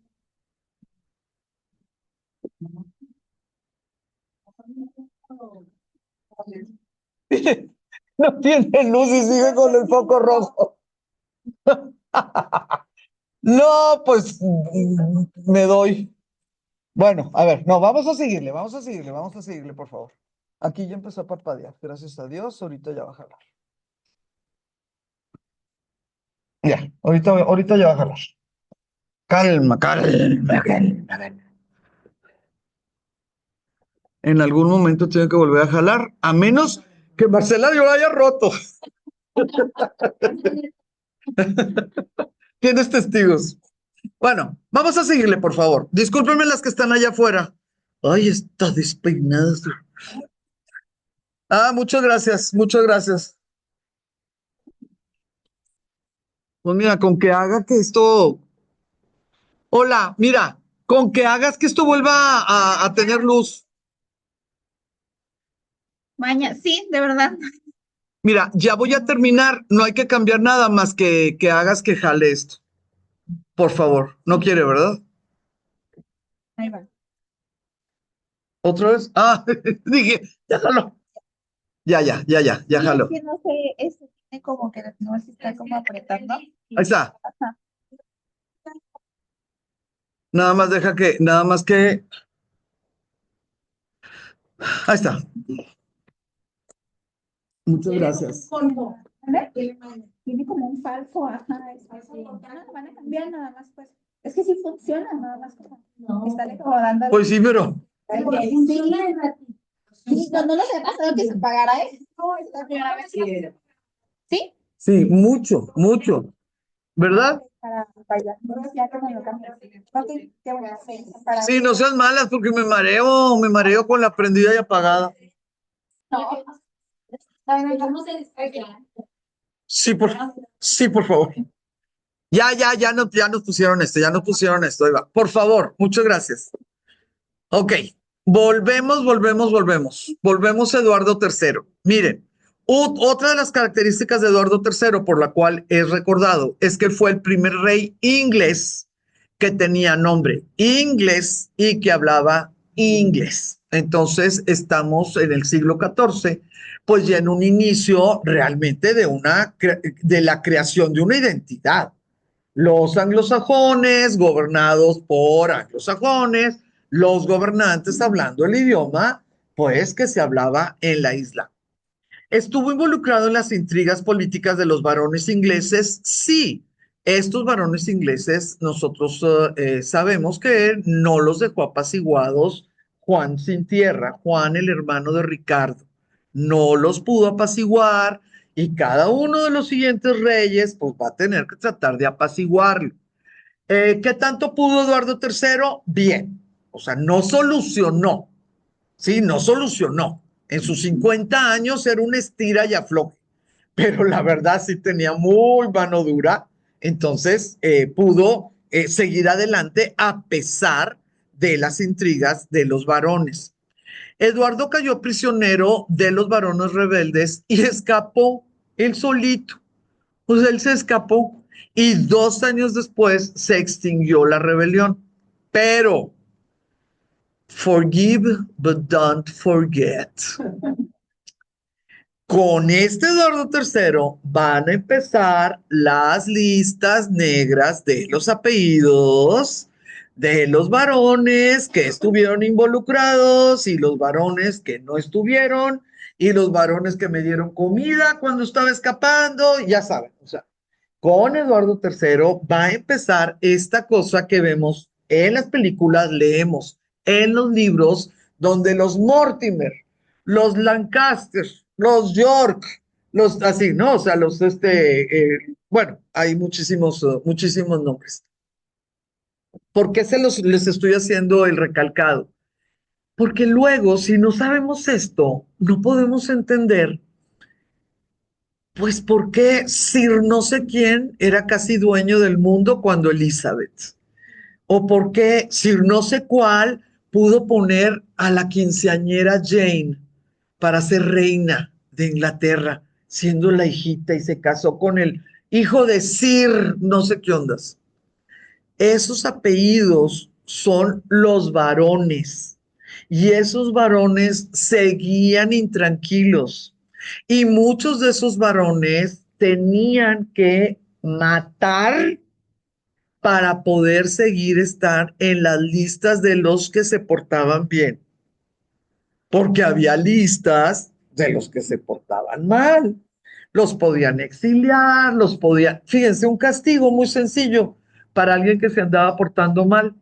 El rey no le daba permiso de casarse con la que le convenía a la familia. Y peor te la cuento, a veces como castigo el rey hacía que se casara con alguien de menor linaje o alguien que tenía muy mala reputación, que implicaba que dudaran de la legitimidad de los siguientes bebés, etcétera. Ese tipo de castigos, pues no todas las sociedades se pueden dar, ¿no? Pero en la sociedad inglesa estaba armado el feudalismo de tal manera que sí se podía. Entonces, por favor, Eduardo III va a seguir con este problemón de mantener a raya. Los varones querían controlarlo, controlarlo, controlarlo, controlarlo. Y en el control ya veremos si lo matamos o no lo matamos, ¿no? O sea, ya veremos. Pero controlarlo, controlarlo. Porque al final de cuentas, los varones mantenían al rey. Al final de cuentas, ¿no? Entonces decían, ¿cómo es posible que si nosotros lo mantenemos, él nos, ¿verdad? Él nos tenga a nosotros. Y bueno, pues así es la nobleza y algunos son más broncos que otros y los varones ingleses salieron muy bravos, muy, pero muy, muy, muy, muy bravos. Quisiera comentarles lo siguiente acerca de Eduardo III. Después de una campaña exitosa, sometió a Gales al dominio inglés y por eso el heredero a la corona se llama Príncipe de Gales. ¿Ok? Porque antes Gales tenía su propio rey, Galés, y el hijo del rey Galés, pues era el príncipe de Gales, no el hijo del rey de Inglaterra. Con este Eduardito, como ya fue dominado Gales, él pudo hacer lo que quiso con el título. Y como la idea de duque, conde, lo que quieras, pues es inferior, ¿no? A príncipe, se creó y se le otorgó, ¿no? Se le otorgó, y hasta ahorita, ¿no? El príncipe de Gales es el heredero, o princesa, ¿verdad? Es el heredero al trono. Dicen las crónicas, cuentan las crónicas que cuando se rindió el último rey galés, hizo un acuerdo con las tropas, ¿no? De Eduardo III. Claro, Eduardo III pues tenía que decir que sí. Hizo un acuerdo que sí se entregaba el trono y el dominio, eh, para salvaguardar a los habitantes, porque pues si seguía la guerra, ya saben, o sea, Gales es ¿cómo se llama? Gales es de este tamaño y pues, es muy poca la población, que era exclusivamente, o sea, que estaba entregando las armas exclusivamente pues por salvaguardar la vida de los galeses a cambio de la promesa de Eduardo III de que nunca gobernara en Gales alguien de sangre inglesa o que hablara inglés. Pues no se tardó ni 3 meses. Ay, pobrecito, ¿verdad? Hizo su esfuerzo, hizo su esfuerzo. Y qué inocente, digo, pues si tú eres aquí realmente el pequeño, ¿verdad? Pero bueno, eso dicen las crónicas, eso dicen las crónicas. Ahora, cuando ya tuvo pacificado, extinguida bueno, la gran amenaza, no la amenaza pequeña, pero la gran amenaza de los varones, y además ganó, ¿no? Tuvo una victoria en esas pequeñas batallas y con Gales, claro que pudo retomar ese pendiente que han tenido, que tenían por siglos, ¿no? Los ingleses hacia arriba, las preciosuras de las tierras escocesas. Por lo tanto, sus esfuerzos se dirigieron a Escocia.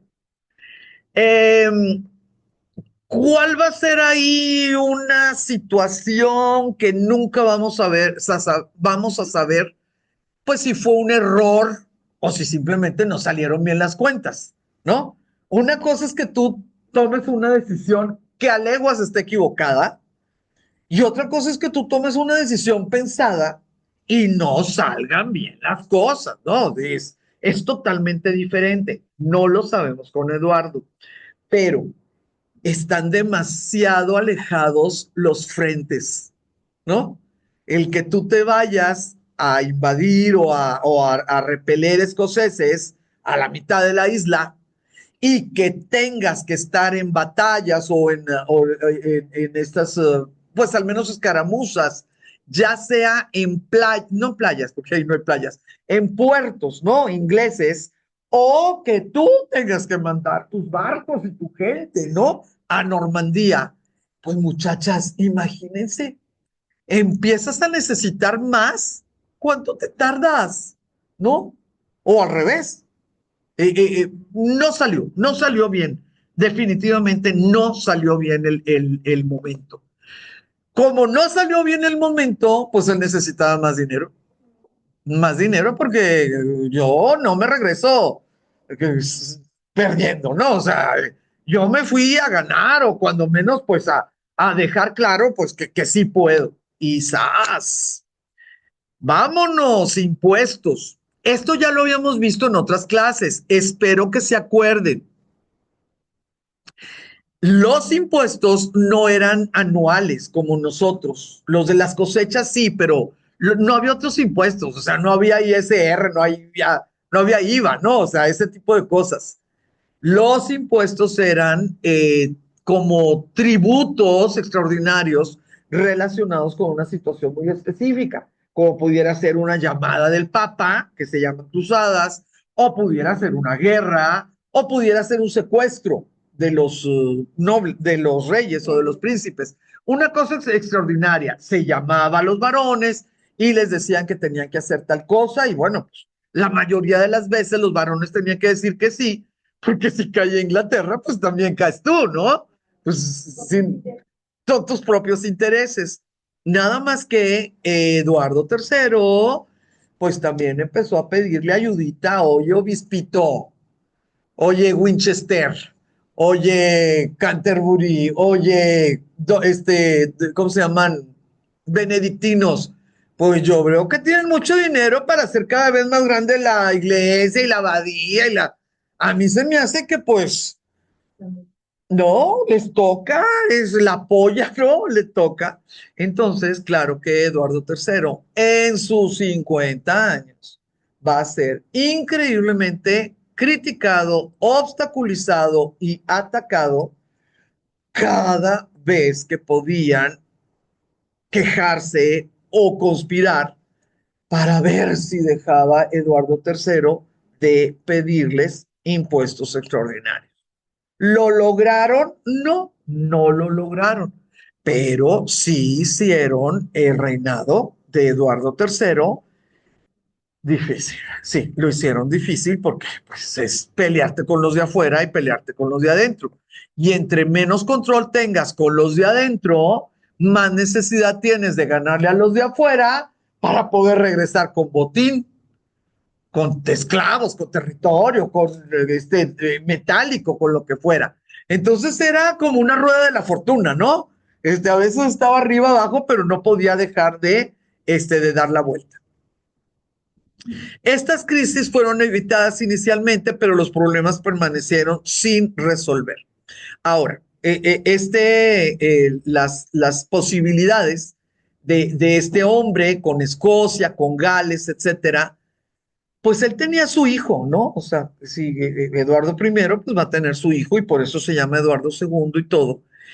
Nada más que le dejó todo, o sea, le dejó todo. Le dejó la guerra en curso con Escocia, le dejó los problemas financieros, le dejó los problemas políticos, le dejó la víbora chillando con Francia, ¿verdad? Y como les digo, de Eduardo II no voy a platicar tanto porque me urge pasar con Eduardo III, pero que sí quede claro que fue eh, tan clara su ineptitud para manejar a los varones que fue destronado, ¿sí? Entonces, Eduardo I, ¡pum! Yo puedo todo, yo controlo todo. Eduardo II, pues papá, me dejaste demasiado pesada la canasta. Entonces, con Eduardo I, pues tenemos que recordar a William Wallace. Lo que nosotros vemos en la película de Braveheart no es ni siquiera el 50% de la realidad, pero yo disfruté muchísimo a Mel Gibson, ¿no? Pues, encantada de la vida y pensar que se les iba a volar la falda me traía muy mortificada todo el tiempo y lo que ustedes quieran y manden. No, fíjate, por ese lado no. Ese lado no, pero no, sí, pero sí me traía así como que, Dios mío, ¿qué va a suceder? Y bueno, el amor romantiquísimo, ¿no? Que ponen de William Wallace, de una sola pareja, un solo amor, en el momento, sí, totalmente, absolutamente, en los momentos de mi muerte, que además morí por una causa nacionalista, ¿verdad? Nada más pienso en mi amada, es cierto. Pero gracias a esa película todo el mundo sabe quién es, digo, todo el occidente sabe quién es William Wallace. Entonces yo no tengo ningún problema con Mel Gibson, ningún problema con las chistosadas de que se pintaban de azul y que no podían pelear unos contra otros porque eran primos y cuñados y yo no tengo ningún problema con eso. William Wallace sí es un héroe escocés. Murió a los 35 años de edad, más o menos. Como él era nadie, no se tiene muy claro aún en la actualidad dónde nació. Hay dos o tres ciudades que dicen, nació aquí, y la otra, nació aquí. Sí se sabe quién eran sus papás, o sea, su papá, su mamá. A fuerza han querido unir su línea familiar a Gales. A fuerza han querido unirla. Porque entonces quedaría bien, bien, bien, bien fácil, así como si fuera Miguel Hidalgo y Costilla, ¿verdad? Que él sí tuvo tierra, que él sí tuvo educación, que él sí tuvo aspiraciones no campesinas. Y por las decisiones de Eduardo I, quedó desposeído o quedó, pues, como perjudicado, ¿no? Y que por eso fue tan sencillo para él el sí tener la idea de las libertades, del nacionalismo, del quién es extranjero, quién es tu enemigo, y además, pues, un ímpetu personal para poder regresar a niveles de comodidad económica que la historia se ha empeñado a buscarle y buscarle y buscarle. Y cada vez que alguien saca un artículo diciendo esto, salen tres articulistas historiadores y dicen, ¿de dónde lo compruebas?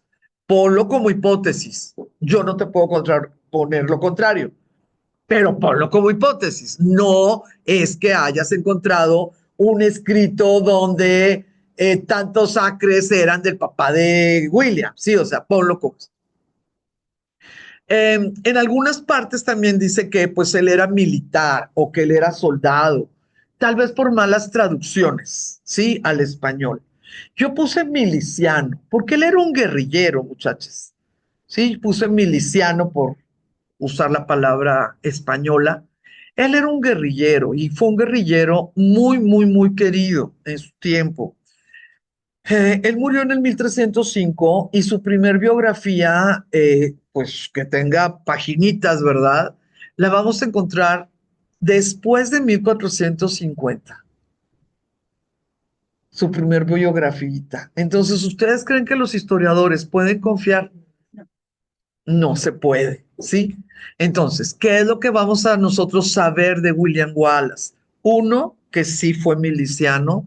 Dos, que sí fue líder de la revolución y que esa revolución se le llama en Escocia y en Inglaterra, en los libros y en las escuelas, primera guerra de independencia de Escocia. O sea, sí está reconocido.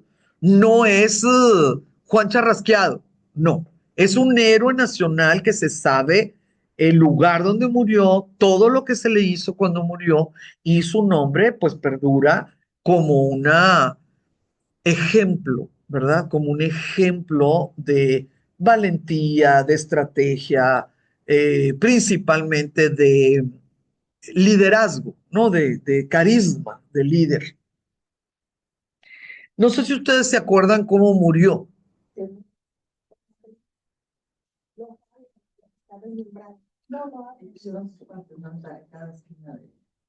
Muy bien.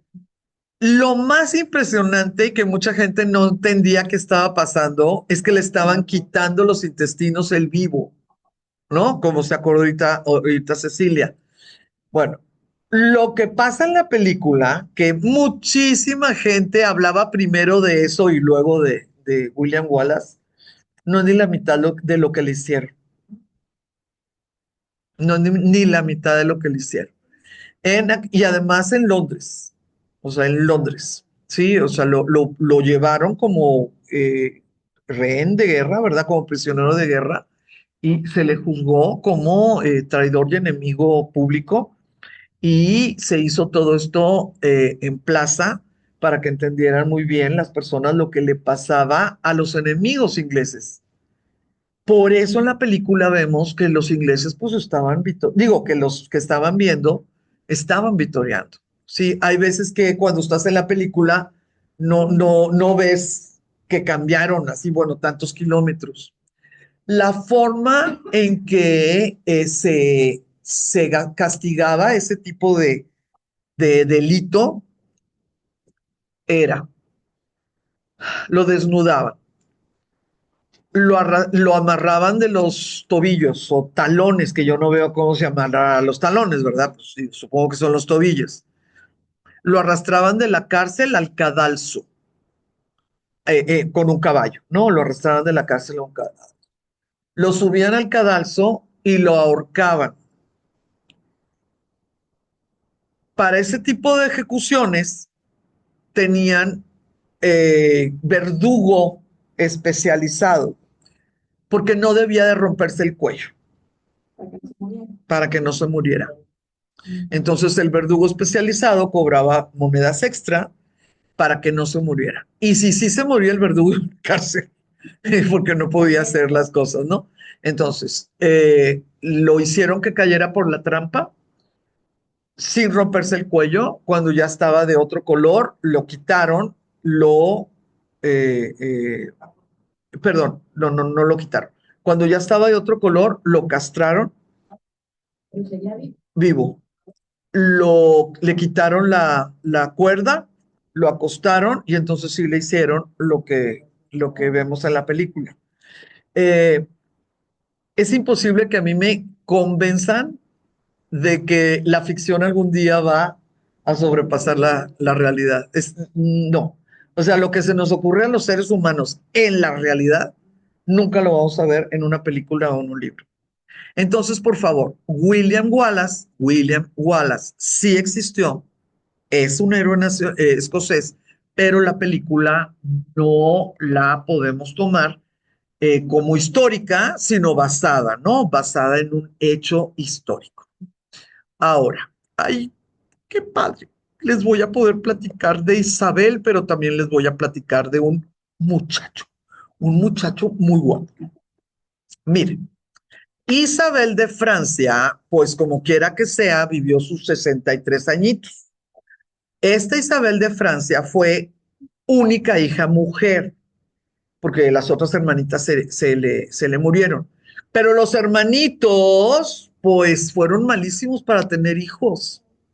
Entonces subía uno al trono porque era el hijo del rey muerto, no tenía niños y ahora ya no había hijo, entonces se iba al hermano. Y ese hermano, pues no daba herederos y se iba al otro hermano. Y sabes que resulta que el tercer hermano, pues tampoco. Eso lo tenía muy claro Isabel, porque pues Isabel Las, claro que las noticias le llegaban y claro que veía que ni con las amantes tenían hijos sus hermanos, ¿no? Entonces, pues ahí la situación estaba muy clara. Entonces, si la loba le dijo a su hijo qué hacer y qué no hacer, ¿verdad? No lo sabemos, no lo sabemos. Pero sí quisiera decirles algunas cosas. Mire, cuando llegó a casarse con Eduardo II, fue tal el impacto que hizo su cabello rubio y sus ojos celestes, hija del hombre más bello de Europa, un Felipe, el hermoso, el francés, que poesías, obras de teatro, pinturas, o caballeros que querían dar su vida por ella. O sea, fue un impacto. La bella entre las bellas en el reino sin...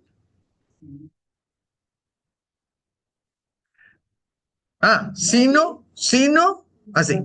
En el reino sino, acaso en toda Europa. Tuvieron cuatro muchachitos. Sí, de aquí es donde sale Eduardo III, legítimo, con sangre de los Eduardos, todo lo habido y por haber. Nada más que va a haber una leyenda negra. ¿Por qué creo que es leyenda negra? Porque fíjense que en el siglo XIV no estaba tan sencillo que alguien fuera homosexual. No sabemos, ¿mande?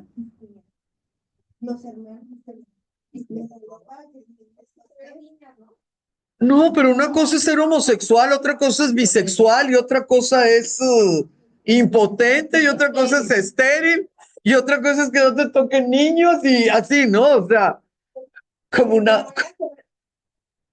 Ah, sí, los niños nacía y se le moría y ahí no, tremendo. No, no, no, no, no. La orientación sexual o los gustos sexuales en alcoba, pues de seguro había de todos y yo creo que homosexualidad era de los más sencillitos, ¿no? Así de los más sencillitos. Pero una homosexualidad como una forma de vida, como va a ser en otros siglos, donde haya transvestis, los Orleans, por ejemplo, en las fiestas o lo que quieras, eh, o con nosotros el yerno de Porfirio, así, el 41, así, lo que quieras, ¿no? En el siglo XIV no era tan sencillo. No sabemos qué hacían en la cama. No, no lo sabemos, ¿verdad? Ni con quién, ni qué se les antojaba. Pero que hubiera una homosexualidad en el sentido de que es que este es el novio de este, no, muchachas, no estaba tan fácil. Yo creo que la misma esposa lo mataba. Sí, o sea, porque el siglo XIV es 1300, sí, 1307, 1315. No es tan sencillo.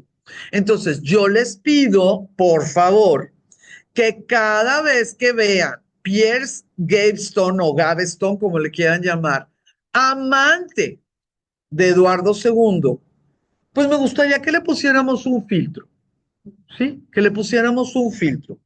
Porque una cosa es ser el favorito y otra cosa muy distante, es que sea tu amante homosexual, ¿no? Es muy, muy, muy distante.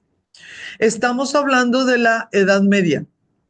Estamos hablando de los amores cortesanos, donde los hombres solteros podían dar la vida por una mujer casada, sin que implicara infidelidad ni contacto. Es más, a veces ni se hablaban, nada más se veían en los torneos y lo que quieras. Bueno, la idea de la fraternidad, del frater, del hermano, ¿sí? En la Edad Media va a ser importantísima. La idea de que tú en medio de estas conspiraciones, vean las vidas que vivían estas personas, pudieras tener la confianza absoluta de tu paje, de tu compañero de juegos, que ya ven que les ponían los compañeros de juegos porque no podían andar nunca solos, ¿no? de tu compañero de armas, que tú supieras que no te iba a envenenar ni a cuchillar, que no iba a tener relaciones con tu princesa o con tu reina, ¿sí? Que no iba a haber, gracias, que no iba a haber hijos ilegítimos, al menos pues por esa amenaza. Muchachas, en la Edad Media fue incalculable. Entonces, yo no estoy diciendo que sé si fueron o no fueron amantes. No, no lo sé y nadie lo va a saber. Pero sí me gustaría muchísimo que entendiéramos que lo más probable es que no fueran amantes. Que este muchacho fuera el favorito, igual que en España va a haber favoritos, ¿verdad? Y obviamente no eran amantes de ninguno de los Borbones, ¿verdad? Este favorito va a tener la gran característica, y ahí es donde pues se pone el asunto muy fuerte, ¿verdad? La gran característica que era muy joven, que era muy bello y que era absolutamente irresponsable por su juventud, por su belleza, por el nivel en el que estaba, pues, qué más arriba podía estar? Esta es una obra del siglo XIX, donde nosotros podemos ver que se trasmina la idea de que si eran amantes, ¿no? La forma en que están jajaja, jijiji, el que se le ve el cuello, el que esté tan molesta, ¿no? Las otras personas, ellos cuchicheando. Pero es una obra del siglo XIX, cuando ya la leyenda negra te decía, sí, el muchacho Gaveston, favorito y amante de Eduardo II. Así te lo decían en los libros, en las enciclopedias Salvat. Entonces, se enojaba Isabel con Eduardo y su relación. Sí, sí se enojaba. ¿A Eduardo le importaba? No, no le importaba. Quisiera comentarles lo siguiente. Mm, es que ya se me está acabando el tiempo. Mire, este chamaco bien jovencito, cuando todavía Eduardo II era príncipe, va a ser parte de la corte, porque era chistoso, porque era inteligente, porque era gracioso, porque era hijo de el otro, el papá Gaveston, así lo que quiera. Cuando Eduardo II ya fue rey y le llegó a Isabel, que todo sabía, todo podía, todo lo que quieras, pues sí, o sea, sí tuvieron sus hijos y todo, pero él siguió siendo del club de Toby. Él se iba de cacería con los hombres y él se iba de juerga con los hombres y él quién sabe qué con los hombres y lo que quieras.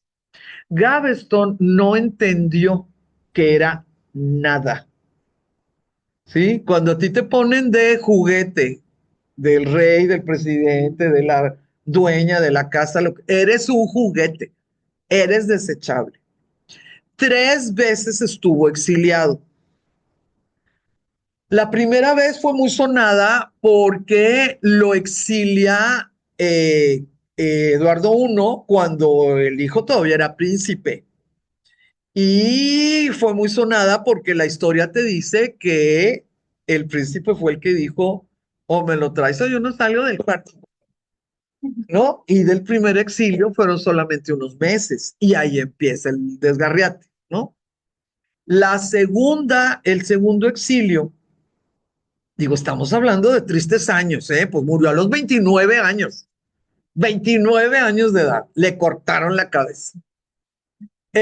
Al segundo exilio, él ya había entendido que tenía que ser soldado, que tenía que algo, ¿no? Algo que la gente entendiera que pues hacían las cosas. Pero hubo ahí una trifulca y hubo un muerto y le echaron la culpa a este y lo que quieras y bueno, ahí ya. Además que la Isabel estaba terca que no estuviera en la corte, lo exiliaron una segunda vez, no se sabe dónde estuvo, estuvo 2 o 3 años exiliado, se supone que la pasó muy mal, ¿no? Se supone. La tercera vez, Ay, Dios mío, mi vida. La tercera vez. Bueno, y regresa, porque cartas y cartas y cartas de sus familiares y de él y lo que quiera. La tercera vez va a regresar, va a hacer chuza, porque pues todo mundo es que nos hacías falta y la vida de la corte es nada sin ti. Ya saben la banalidad del ser humano, ¿no? Y fíjense que va a pasar una situación que la verdad para mí es incomprensible, realmente incomprensible, pero pues le buscas y así es como te dice la historia. Se supone que él y otros de su edad y de su tipo de alegría de vivir estaban en el frente escocés por orden, pues militar, pues general y lo que quieras, ¿verdad? Y resulta que se alargó la batalla o la contienda o lo que quieras. Y pues ellos ya tenían compromiso de un torneo. ¿Se acuerdan que hablamos de los torneos que estaban por fechas y pues era el dinero y lo que quieras? Y él y sus dos alegres compadres se retiraron del frente de Escocia para presentarse al torneo. Entonces, claro que no dependía de ellos la victoria, obviamente, ahora estamos hablando de tres muchachillos de 28 27 años, pues ahí sí ya no. Ahí sí ya no. Entonces nosotros vamos a tener un Lancaster y a otro señor Beauchamp que pertenecía, hagan de cuenta que ellos eran los que se quedaban fuera, porque estos estaban, ¿no? Eran así como los de la edad, lo que sí les... Y ellos decían, no, pues ese lugar que tú no estás aprovechando es el que yo ahorita no tengo. Entonces, lo apresaron, lo juzgaron, que mandaron cartas, que llegó la autorización y lo ejecutaron por traición, por deserción, no por deserción, y le cortaron la cabeza. Y hay pinturas en Inglaterra donde se le está presentando la cabeza del muchacho a Eduardo II. Digo, cuando andas en espacios históricos. Va a tener más, ¿cómo se llama? Va a tener más favoritos, sí, sí, sí, sí, sí, sí, sí. Y algo, algo que sale en la película, ya voy a dejar aquí. Algo que sale en la película y que me gustaría que recordáramos, que sí es, digo, no sabemos qué le dijo al oído, pero sí es un hecho histórico, es que el barbarito, el gacho, pues que si me lo hacían a mí, yo creo que yo ahí mismo me ponía a llorar y no volvía a dejar de llorar. Eduardo II, en estas escaramuzas y batallas y que si quién gana y quién no gana con Escocia, sí deja atrás a Isabel. Ay, que te dejé con soldados. Pues, pues oye, pues me trajiste porque me tienes miedo que me quede allá, en Londres. Y tú te vas para Londres y me dejas aquí, ¿quién te va a creer que quieres que vuelva? O sea, ¿quién te va a creer? Entonces, eso sí es verdad, sí, que sí la dejó.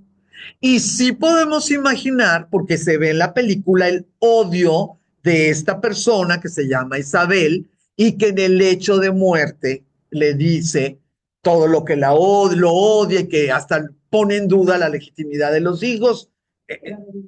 Eso es sí, es lo de la legitimidad, eso nunca va a decirlo la reina, ¿eh? Eso no le conviene. En ese momento el niño y ella, ¿no? Para afuera. Pero la historia, o sea, la historia inglesa, te dice que si Isabel llevaba una mala relación con Eduardo II por la preferencia, ¿no? Con otras personas, después de eso que la dejó allá y que ella se salvó y que regresó, que fue una situación, pero de veras de odio. Cuando muere Eduardo II, pues ya tenía la oportunidad ella, pues de tener un campeón, ¿no? Y ese campeón va a ser maravilloso, ¿no? Eduardo III, y esta guerra de los 100 años, obviamente Eduardo III no logra ver en qué termina. pero terminó nada. Ganó Francia porque al final de cuentas nosotros en la actualidad podemos ver que los ingleses están en su isla y los franceses en su pedazo, ¿sí? Entonces, como quiera, es que ya me pasé mucho de tiempo, como quiera que sea, le seguimos exactamente donde nos quedamos. ¿Está bien? Gracias a ustedes, gracias a ustedes, gracias a ti.